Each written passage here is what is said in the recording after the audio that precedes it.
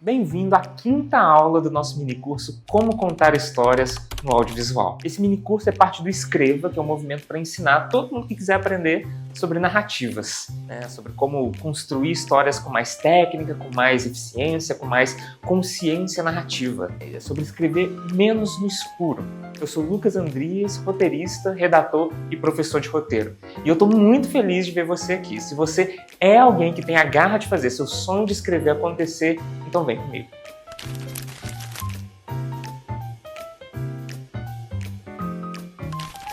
Na aula passada a gente começou a aprender sobre a mini-trama, que é aquela matriz de histórias que vai desconstruir ou então dispersar a arquitrama. E a gente abordou de forma introdutória sobre características dela, como o conflito interno, a passividade do protagonista e a dispersão da trama. Nessa aula aqui, a gente vai continuar abordando a mini-trama, tá? Falando sobre agora outras características possíveis dela, que são o protagonismo múltiplo e as relações dessa matriz com o épico e com o drama. Fica comigo. Lembra do triângulo do Marquis? Aqui em cima ele colocou a arquitrama, que a gente estudou nas 3 primeiras aulas, e aqui embaixo está a mini-trama. A primeira característica possível que a gente vai abordar da mini-trama hoje é que ela pode trazer um protagonismo disperso. Como assim, Lucas? Vamos voltar um pouquinho na narrativa clássica. Lá na arquitrama a gente tem um protagonista, que na grande parte das vezes é único, ou seja, seu filme vai ter um, então no máximo 2 protagonistas, e esse cara vai encarnar o conflito principal da história. A presença dele vai dominar quase todo o tempo de tela, o conflito, a trama, tudo vai girar ao redor dele. Já na mini-trama, ao invés de a gente ter um protagonista só, em alguns casos a gente pode dispersar esse protagonista, sair de um personagem só para vários, ou seja, ter mais de um personagem principal. E aí eu estou falando de 4, 5, 6, 7, 8, 9, vários protagonistas diferentes. Cada um com as suas próprias questões internas e com a própria história também. E isso que eu estou falando aqui é o que alguns autores vão chamar de multiprotagonismo. Aqui a gente tem o que a gente viu na aula passada e aqui multiprotagonismo, marcando aí mais uma característica possível da mini-trama. Lembra que eu tinha falado sobre o termo agon se referir a conflito? Aquele, ó, agon. Então, no multiprotagonismo, a gente vai ter múltiplos conflitos encarnados em vários personagens. Múltiplos conflitos. Vamos ver como que isso se comporta num filme para entender melhor? O filme que eu vou trazer aqui hoje é o Magnolia, que foi lançado em 1999 e que foi escrito e dirigido pelo norte-americano Paul Thomas Anderson.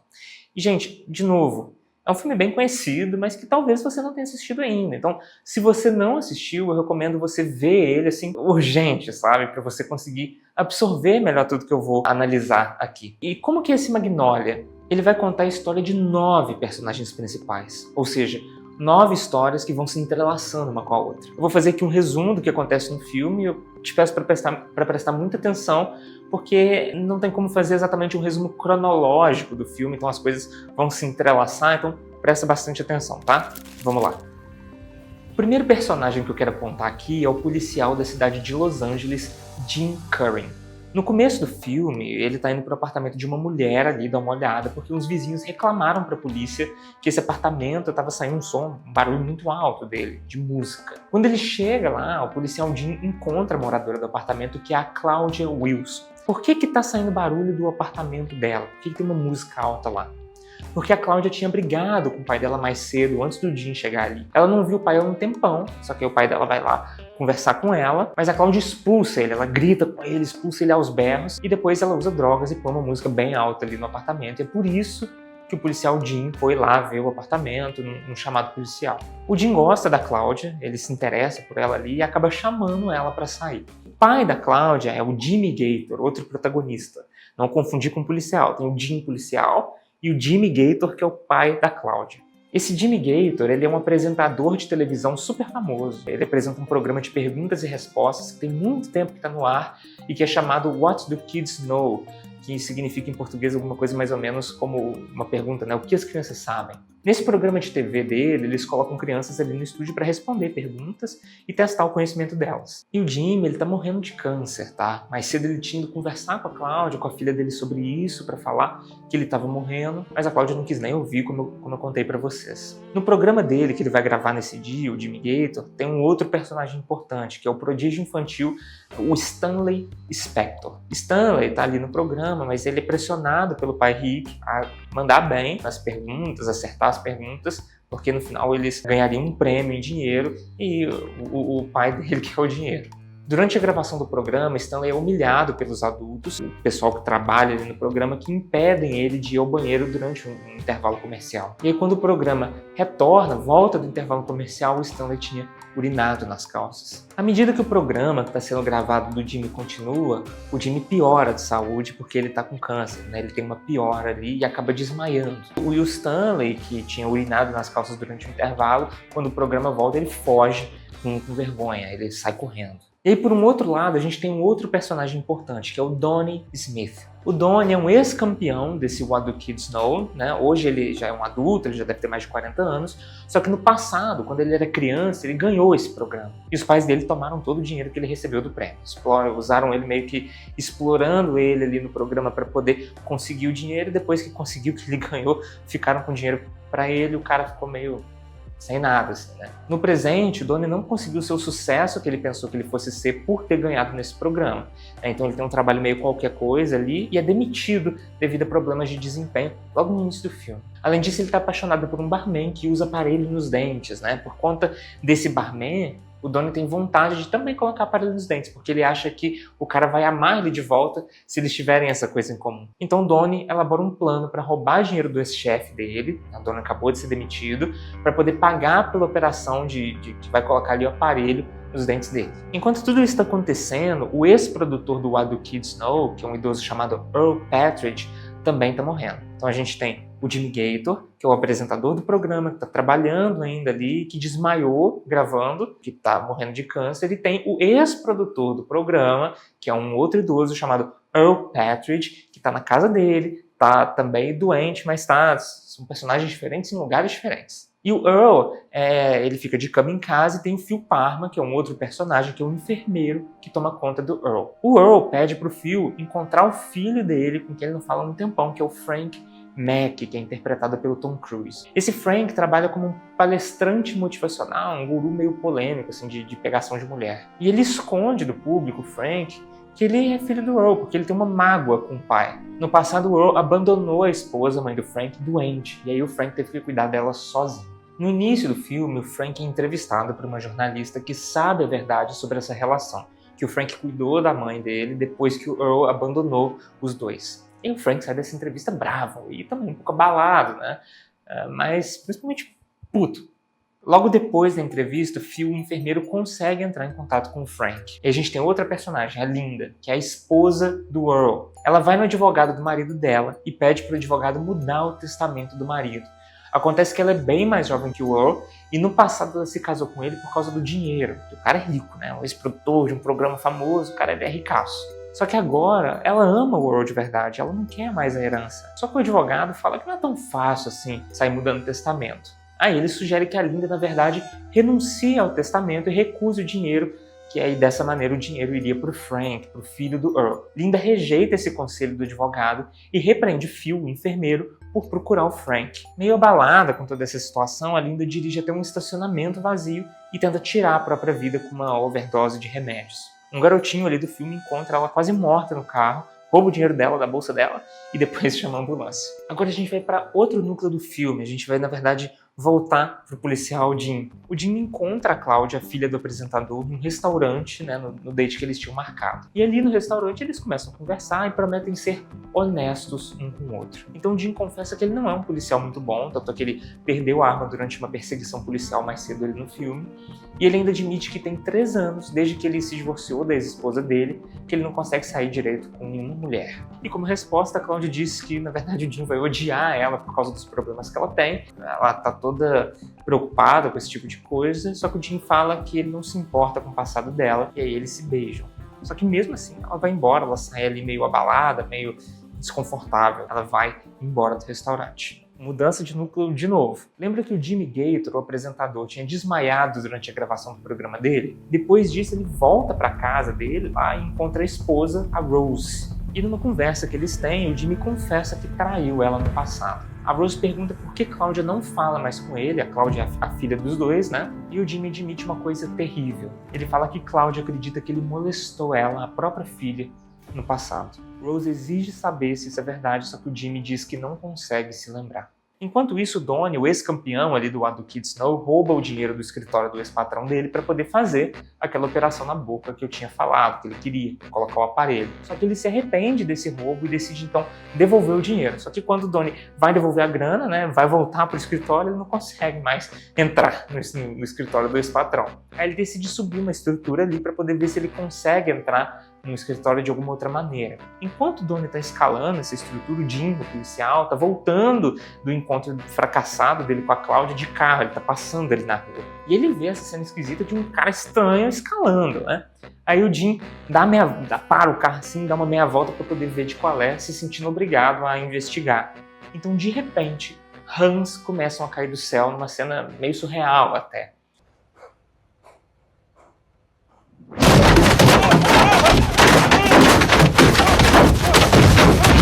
Uma delas atinge o Donnie, que estava subindo ali a estrutura. Donnie cai e quebra os dentes que ele tanto queria aprimorar. O Jimmy Gator, por sua vez, está em casa, acabou de ter aquela conversa com a esposa, e ele está abalado com essa conversa, também está abalado com o câncer que ele tem, com o fato dele estar morrendo, e o Jimmy está prestes a acabar com a própria vida, acabar com tudo, né? Ele está com uma arma na cabeça. Só que aí as rãs começam a cair do céu, e com o impacto da queda, elas quebram uma clarabóia, que é tipo uma janela, só que fica no teto. Elas batem ali na clarabóia, quebram ela e caem no Jimmy. E isso faz com que ele erre o tiro, né? A arma sai ali da cabeça dele, em vez de acertar a própria cabeça, ele dispara contra a televisão, causando um incêndio na casa. Depois da conversa que Rose teve com o Jimmy Gator, ela pegou o carro dela e saiu dirigindo para poder encontrar a filha, a Cláudia.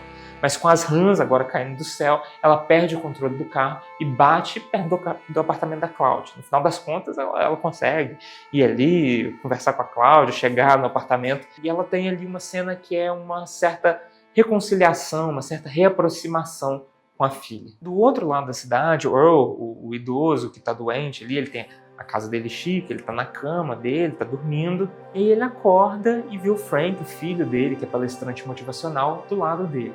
No final das contas, Frank deixou um pouco de lado a mágoa que ele tem do pai, essa resistência de encontrar o Earl, e foi visitar ele num esboço ali de uma reconciliação. Enquanto isso, a ambulância que estava levando Linda, a esposa do Earl, para o hospital, depois de ela ter tentado acabar com tudo, tomando remédios ali, bate. E o Donnie, que tinha acabado de cair, é resgatado pelo policial Jim. O Jim ajuda o Donnie a devolver o dinheiro roubado. Stanley, o garoto prodígio da edição atual do What the Kids Know, diz pro pai dele, Rick, que tem explorado o menino ali para conseguir dinheiro do programa, que o pai precisa ser mais gentil com ele. Só que o Rick despacha o garoto, manda ele dormir, não dá muita atenção para isso. E por fim, para fechar o filme, o Jim volta até onde a Cláudia estava, ali no apartamento, e diz para ela que, independente do passado, ele quer fazer as coisas funcionarem. E a Cláudia sorri, indicando que talvez eles comecem um relacionamento dali pra frente. Gente, aqui eu expliquei o filme mais por cima, né, para vocês ficarem por dentro. Só que, de novo, eu sugiro que vocês assistam ao filme para vocês se aprofundarem nos personagens, na trama, na construção narrativa do longa-metragem. Então, assistam. O filme é legal, o filme é bacana. Nesse momento agora, o que eu quero que vocês percebam é a quantidade de personagens e de histórias que a gente tem aí na Magnolia. Não é um protagonista só como é no Carros, ou então como é no Viva, são 9 protagonistas. E cada um deles tem seu próprio desenvolvimento, sua própria história, que nesse caso se entrelaça. Vamos ver um pouquinho de cada um deles para vocês entenderem. Eu quero começar analisando pelo policial Jim. Qual que é o tchan desse cara? Chamar a Cláudia, a mulher que ele foi lá ver o barulho alto no apartamento dela, para sair. Essa é a trama dele, que está relacionada, claro, à fase de vida que o Jim está passando. Ele não sai com ninguém há 3 anos, desde que ele se separou, e aí ele começa o filme meio que se sentindo um fracassado, né? Ele não tá saindo com ninguém, também não se acha um bom policial. E aí o Jim vai passar por um processo no filme que no final ele vai terminar ali um momento mais pra cima, que ele começa a tomar as rédeas da vida dele, se sentir mais masculino, mais poderoso. E ele consegue chamar alguém pra sair, que é a Cláudia, né? E começar ali uma relação com ela de alguma forma. Esse desenvolvimento do Jim é diferente do da Cláudia, por exemplo, que já tem várias outras questões na vida dela. O pai da Cláudia molestou ela em algum momento no passado, talvez quando a Cláudia era ainda criança, né? E isso criou na Cláudia um desconforto das pessoas tentando se aproximar emocionalmente dela, pelo que a gente percebe no filme, né? Parece que ela acha que ela não merece o amor das pessoas, porque ela não teve o amor do pai. Cláudia acha que as pessoas vão achar ela quebrada, não vão querer estar com ela. Ela tem todas essas questões, né, aí circulando a cabeça dela. E ela também tem um problema com drogas. Por outro lado, o pai da Cláudia, o Jimmy Gator, é um homem mais idoso, ele tá com câncer nos ossos, e ele vai morrer logo, ele sabe que ele tem um tempo ali meio contado, né? Então percebe que as questões dele são diferentes das questões do Jim, diferentes das questões da Cláudia. O Jimmy se sente culpado pelas coisas que ele fez no passado, e ele tá meio que lidando com isso, né? E, além disso, tentando, sem sucesso, uma reaproximação com a filha. No game show do Jimmy Gator, tem uma criança ali participando que é o Stanley. Esse garoto ele é muito inteligente, tá? Ele sempre acerta as perguntas ali, vai bem no programa, só que o pai do Stanley não trata ele bem. O pai só está explorando o menino para poder ganhar dinheiro com os acertos dele ali no programa, o prêmio, né? Claramente o pai não tá nem aí pro filho. Na mesma vibe do Stanley, a gente tem o Donnie. Na década de 60, o Donnie foi o ganhador do programa, e no passado, ele era mais ou menos como o Stanley é hoje. Um garoto inteligente, que acertava tudo no What Do Kids Know. Só que, assim como o Stanley está sendo explorado pelo pai hoje, no presente, o Donnie foi explorado pelos pais no passado. No final das contas, todo o dinheiro que ele fez vencendo ali o programa, do prêmio, foi roubado pelos pais. E por conta disso, no presente, ele tem uma série de questões. Primeiro, ele se sente um fracasso, porque antes ele era o garoto gênio, e agora ele sente que não chegou a lugar nenhum. Tá no emprego qualquer ali, enfim, não vingou. E segundo, porque Donnie sente que ninguém ama ele. Os pais só usaram ele por dinheiro, então hoje ele acha que ele não tem valor. É por isso que o Donnie tenta colocar o aparelho nos dentes, porque ele talvez acredita que alguém só vai gostar dele de volta, no caso o barman, se ele se mudar, se ele meio que se tornar outra pessoa, não ser ele mesmo, ser alguém diferente, mesmo que só ligeiramente diferente, entendeu? No Magnolia a gente tem também o Earl, que é um idoso que está muito doente, ele está quase morrendo. E agora, chegando no final da vida, o Earl está se sentindo culpado, arrependido do passado, porque lá atrás ele tinha uma esposa e um filho, mas ele largou essa esposa doente. E o menino, Frank, teve que cuidar sozinho da mãe. E é claro que por conta disso, o Frank cresceu com uma revolta do pai, né? Agora o Earl gostaria de conversar de novo com o filho, que ele não vê há muito tempo, talvez por uma última vez. Esse filho, Frank, se tornou um autor de autoajuda masculino, né? Ele ensina homens ali a pegar mulher, a serem os dominantes, uma coisa bem esquisita de coach machista. E ele vive como se o pai dele tivesse morto. Ele odeia o Earl por conta de todo esse histórico com o pai que eu expliquei. Enfim, percebe que são 9 histórias diferentes? Elas estão entrelaçadas, é claro, mas são 9 histórias, 9 protagonistas. Cada um com a sua questão, com as suas características. Enfim, esse filme não gira em torno das questões, da trama de só um personagem, entendeu? O protagonismo que na arquitrama está concentrado em um cara só, aqui é disperso. No Magnolia, então, a gente tem um protagonismo múltiplo, um multiprotagonismo. Mas então o que dá unidade para esse tipo de narrativa, se não é o protagonista? O que vai dar unidade é a temática que o filme está trabalhando. No multiprotagonismo, as questões dos protagonistas, as tramas, geralmente vão ter um tema conectando elas. Por exemplo, num filme imaginário qualquer que eu vou inventar aqui agora, o tema poderia ser relacionamentos tóxicos. Então a gente teria um filme com 4 ou 5 protagonistas diferentes, que não necessariamente se conhecem ou se encontram, tá? Cada um deles vai ter características e questões próprias, diferentes. Cada um vai passar por uma história diferente, por uma trama única daquele personagem. Só que o que liga essas histórias é o tema. É algo que todas essas histórias estão falando metaforicamente ali nas entrelinhas. Que no caso do exemplo que eu dei aqui agora, que eu inventei, são os relacionamentos tóxicos, mas poderia ser outra coisa, né?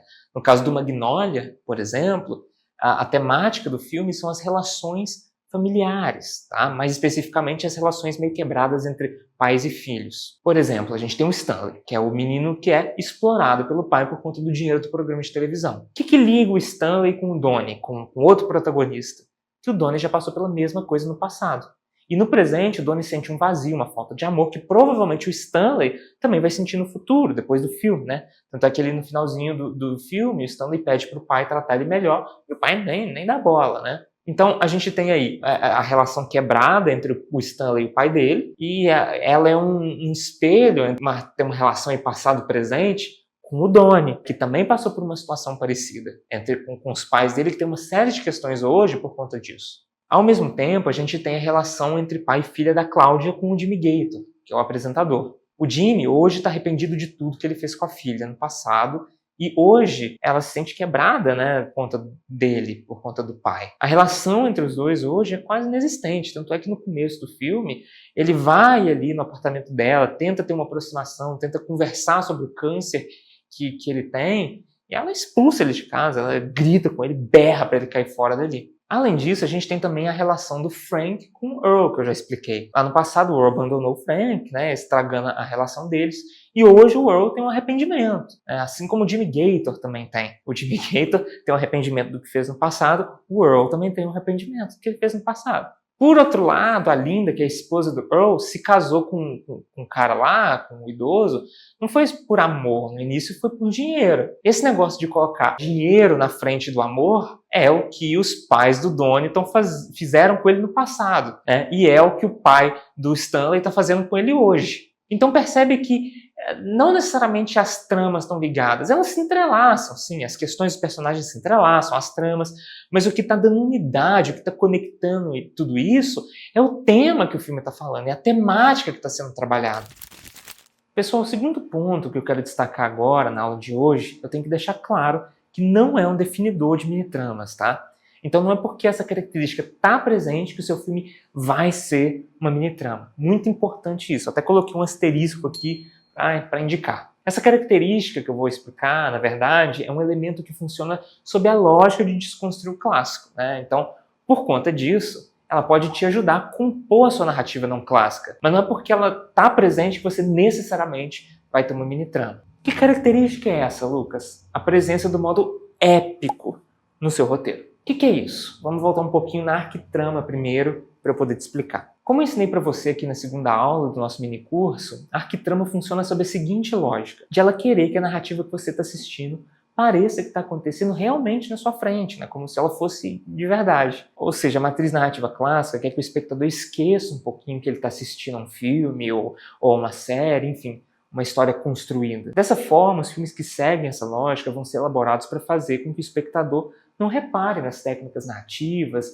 ou cinematográficas que foram usadas ali pelo roteirista e pelo diretor. A arquitrama não quer que você veja a engenharia, a engrenagem por trás das coisas, que é o que eu estou te ensinando aqui, essa engrenagem, né? Por conta disso, o clássico tende mais a colocar as coisas sendo dramatizadas na sua frente. O que isso quer dizer? Tem a ver com o gênero drama, ou seja, um filme mais denso, mais sério? Não é desse drama que eu estou falando aqui, não. Vamos voltar um pouquinho na etimologia da palavra. Qual que é a origem da palavra drama? Ela vem do grego e ela quer dizer algo como ação, como tomar uma atitude. Então, quando eu falo que a arquitrama ela vai colocar as coisas sendo dramatizadas, eu quero dizer que ela vai mostrar pra gente a ação, as personagens agindo como se elas fossem pessoas mais ou menos reais, vivendo os acontecimentos da história. Aí tem diálogos, tem ações, né? É como se o roteiro estivesse imitando os acontecimentos da vida real ali na sua frente, como eles de fato acontecem na vida real. Então a arquitrama ela tende mais a mostrar as coisas acontecendo. Isso faz com que a gente fique tão por dentro, tão imerso ali da história, que a gente esquece em certo nível que a gente está vendo um filme, que a gente está vendo uma narrativa que foi pensada, que foi construída, que é ficção, entendeu? No caso do filme Carros, por exemplo, que a gente já analisou aqui, se o protagonista, o Relâmpago McQueen, tem uma corrida, então o roteirista vai escrever essa cena de forma a mostrar o cara correndo essa corrida de fato. Por outro lado, as narrativas podem contar para o espectador os acontecimentos ao invés de mostrar. E isso está mais relacionado ao modo épico, né? Em contraposição ao dramático. Esse épico aqui é no sentido de heróico? Não é. Vou te explicar. A narrativa não clássica não tem essa preocupação de esconder as estruturas da coisa, como o clássico tem, né? Às vezes esse tipo de história busca até intencionalmente lembrar ao público que ele está assistindo uma narrativa. Então o roteirista, por exemplo, pode colocar no roteiro dele alguma coisa para quebrar essa ilusão do clássico, de que você está vendo uma coisa real. Pode ser um narrador, pode ser um grafismo, uma quebra da quarta parede, enfim. Alguma técnica que lembre o espectador em maior ou menor grau das engrenagens narrativas presentes na obra, entendeu? Por exemplo, no caso de um narrador, ele conta as coisas para você ao invés de mostrar, como é o caso do Morangos Silvestres, né, do Bergman, que foi o filme que a gente analisou na última aula. O Morangos Silvestres não é 100% no contar, tá? Na verdade, os filmes, as séries em geral, não são 100% no contar. eles costumam ser mais no mostrar mesmo. Esse filme do Bergman, que a gente está estudando aqui, inclusive, é mais no mostrar. Só que nele tem alguns momentos, sei lá, 3% do filme, em que tem ali uma instância narradora muito presente, desconstruindo o clássico. Lembra da primeira cena do filme? Se você assistiu, você vai lembrar. Nessa primeira cena, a gente tem o Dr. Isaac Borg narrando um montão de coisa pro personagem. Ele conta a idade dele, já deixa claro o tema do filme, conta sobre a família. Vou dar um exemplo, por exemplo, da esposa do Isaac Borg. Ela morreu antes do filme começar. E como que o espectador descobre isso? Se o filme fosse mostrar, ele colocaria alguma cena do Isaac num túmulo, colocando uma flor ali para ela, alguma coisa nesse sentido, sabe? Mostrando para você que a esposa está morta. Mas como que o filme fez, na verdade, na realidade? Ele colocou o protagonista para contar, para expressar verbalmente uma narração que o Isaac foi casado lá atrás, mas que a esposa dele já morreu. Vårt umgänge med andra människor består huvudsakligen i att vi diskuterar och värderar vår nästas karaktär och beteende. Detta har medfört att jag frivilligt avstått från praktiskt taget all så kallad samvaro. Min hustru, Karin, är död sedan många år. Lucas, a narração é a única técnica para contar as coisas no seu filme, então na sua série? Não, não é, tá? Tem outras possibilidades, como, por exemplo, a utilização de grafismos. Como assim grafismos? Vamos lá que eu vou te explicar. Na cena inicial do Magnolia, por exemplo, a gente tem, além de uma narração, esses grafismos. A cena é assim. Tem um cara num topo de um prédio, né, ele está desesperado, ele vai pular. E aí ele pula. Nesse momento que ele pula, tem ali num apartamento, alguns andares abaixo, uma mulher discutindo com o marido dela. E a discussão tá colorada e tal, estão gritando, estão berrando. Ela pega uma arma, sei lá, uma pistola, uma metralhadora, enfim, uma arma grandona assim, e dá um tiro no marido. Quando ela atira no marido, ela não acerta o cara, ela acerta a janela. E aí a janela quebra, é lógico, e o tiro passa a janela e acerta o cara que tá pulando. No exato momento em que o cara tá passando na frente da janela dela, tá caindo na frente da janela dela, o tiro passa e acerta ele. As they usually did, the arguing of the tenants. And it was not uncommon for them to threaten each other with a shotgun or one of the many handguns kept in the house. And when the shotgun accidentally went off, Sidney just happened to pass. What? Shut the fuck up! Aí a cena para, ela volta até o começo, quando o cara tá lá em cima do terraço, ainda prestes a pular, e nesse momento o narrador vai contar pra gente sobre um pouco mais sobre a situação. Ele fala que, por exemplo, o pulo do cara não ia matar ele, porque tinha uma rede de proteção ali. O que matou ele mesmo foi o tiro da mulher que aconteceu no exato momento que ele estava passando lá fora. E para te contar isso, além da narração, o filme também usa de grafismos. Ele faz uns rabiscos, uns desenhos que circulam objetos importantes, desenha a trajetória do cara caindo e por aí vai. Tem esses recursos gráficos que aparecem. Sidney Barringer jumps from the 9th floor rooftop. His parents argue 3 stories below. Her accidental shotgun blast hits Sidney in the stomach as he passes the arguing 6th floor window.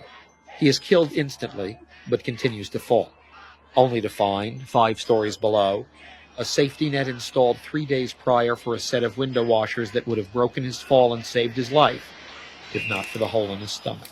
Percebe que isso é um artifício técnico, narrativo, que nos dá a impressão de que existe alguém contando uma história pra gente, guiando uma narrativa? Mas, Lucas, isso quer dizer que o Magnolia é todo só no contar? Não, gente. Como a maioria dos filmes, ele é mais no mostrar. Mas ele tem alguns trechos pequenos, alguns momentos em que isso do contar aparece ali junto com o mostrar e é bem demarcado. Então o mostrar está acontecendo. O contar não estava acontecendo necessariamente.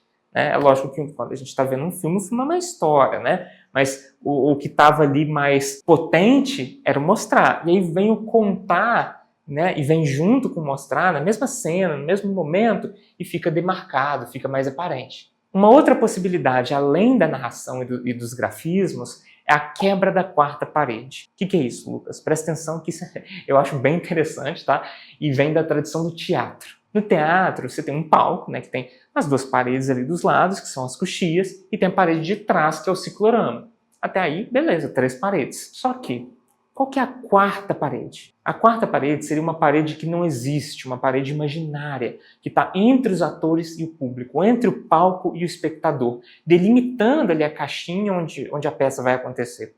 Em teoria, a história acontece só ali no palco. Só que às vezes um personagem pode quebrar essa quarta parede imaginária e conversar diretamente com o público, na vida real. Muitas vezes te contando coisas que só ele sabe, coisas que ele pensa e sente que você não saberia de outra forma. Os outros personagens da história podem, às vezes, nem reparar que essa conversa está acontecendo. Então essa quebra da quarta parede, como os outros elementos que eu citei, te lembra, mesmo que sutil ou inconscientemente, que você não está assistindo uma vida real, entre aspas, acontecendo ali na sua frente no palco.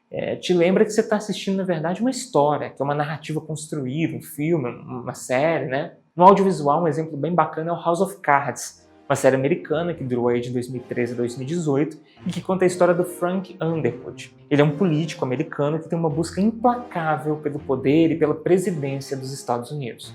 Ele engana todo mundo, passa os outros para trás, trai, ele não tem escrúpulo nenhum, né, para poder atingir os objetivos dele. E o Frank Underwood quebra a quarta parede de vez em quando.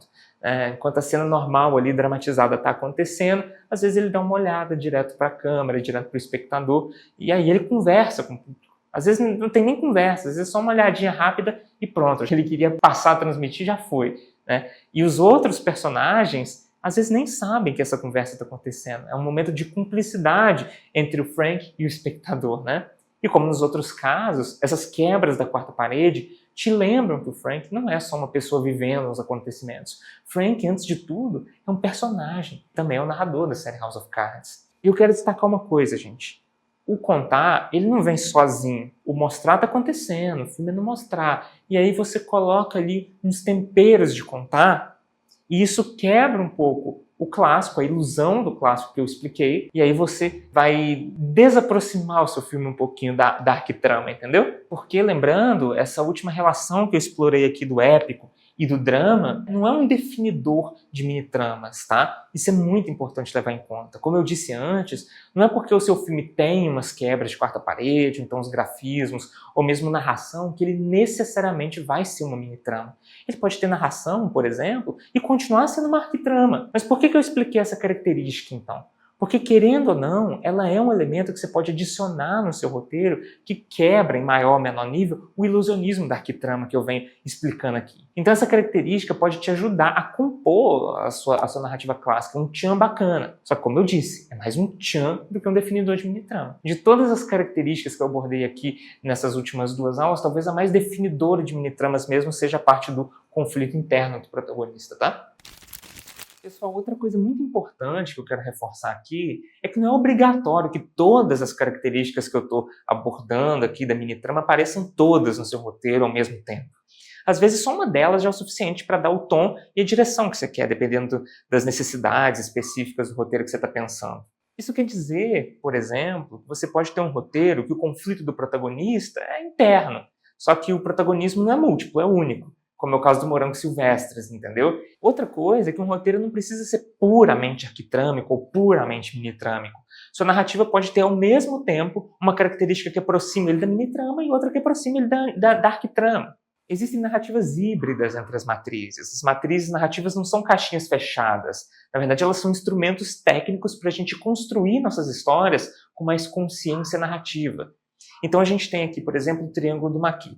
Quando a gente está estudando esse triângulo, a gente percebe que na extensa produção de filmes que existe por aí, a gente não acha um filme puramente na arquitrama ou puramente na minitrama. Ele não vai estar 100% aqui no vértice ou 100% aqui. Na verdade, o que acontece é que você vai ter um filme que está mais ou menos aqui, no meio. É uma narrativa estruturada de forma clássica, mas que tem uma ou outra característica que aproxima ele da minitrama, então ele vai estar no meio. Pode ter um filme que está exatamente no meio, mas às vezes um filme aqui é mais próximo da minitrama, às vezes outro é mais próximo da arquitrama, ou então, né, não precisa ser arquitrama e minitrama só a relação, pode ser minitrama e antitrama, a gente pode ter um filme aqui, ou a gente pode ter um filme aqui, ou aqui. Então, na verdade, os filmes, eles estão nos lados do triângulo, com características um pouquinho de um pouquinho de outro. Muito raramente você vai achar um filme que está exatamente no vértice, é puramente minitrâmico ou arquitrâmico. Existem híbridos, entende? Por isso que eu falo nessa videoaula que algumas características não são definidoras de minitrama.